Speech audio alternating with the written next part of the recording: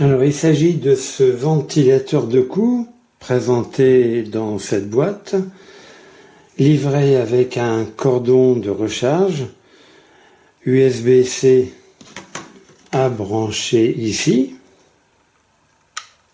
là,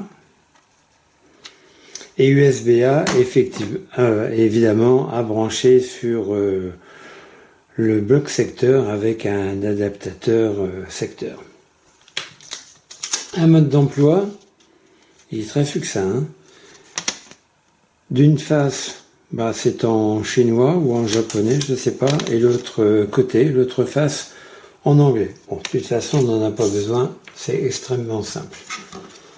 Alors, quand on le pose sur les épaules, autour du cou, on le pose comme ça, l'air vient donc rafraîchir le cou de la personne par ses interstices. Il y en a 3. Alors il est un peu réglable, bon. Alors ce qu'il y a de bien, c'est quand on l'a sur le cou, on n'a pas besoin de chercher la commande. En fait, elle est entourée par une petite empreinte ici en caoutchouc.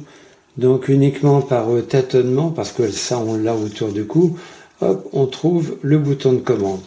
On appuie une fois, ce qui nous donne la première vitesse. Ici, il y avait écrit 1. Il y a 5 vitesses au total.